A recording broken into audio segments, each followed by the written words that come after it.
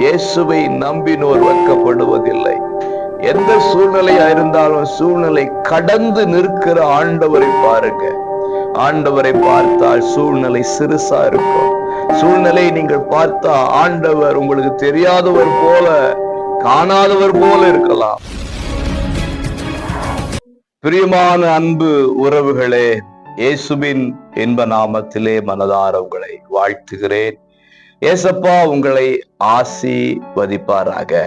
சகரியா 9:12 நம்பிக்கை உடைய சிறைகளே.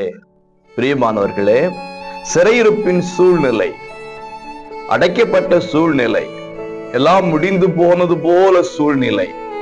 ஆனால் வசனம் எப்படி துவங்குகிறது என்றால், நம்பிக்கை உடைய சிறைகளே.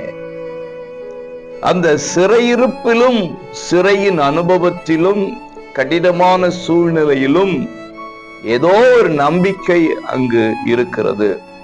எல்லாம் முடிஞ்சு போச்சு பிரதர், அவ்வளவுதான் லைஃப், இனிமே என்ன இருக்குது, எல்லாமே அனுபவிச்சாச்சு, இதுக்குள்ளதான் அப்படிங்கிற ஒரு சூழ்நிலை என்கிற வாழ்க்கை வாழ்ந்து கொண்டிருந்தாலும், இன்றைக்கு அந்த சூழ்நிலையின் நடுவிலே நம்பிக்கையோடு இருங்க. இதுவும் கடந்து போகும், இதையும் கடந்து செல்வேன் என்கிற ஆணித்தரமான ஒரு விசுவாசம், நம்பிக்கை உங்க மேல அல்ல, சூழ்நிலையின் மேல் அல்ல, அவைகளை மாற்றுகிற ஆண்டவர் இயேசுவின் மேல் அந்த நம்பிக்கையை வையுங்க. சூழ்நிலை மாற்றுவர் என்ற நம்பிக்கையோடு இருங்க. சிறையிருப்பு மாறும், சூழ்நிலைகள் மாறும். இன்றைக்கு நம்பிக்கை உடையவர்களாக வாழ்ந்து பாருங்க. நம்பிக்கை ஆண்டவர் ஹானர் பண்ணுவார், ஆசீர்வதிப்பார். God bless you.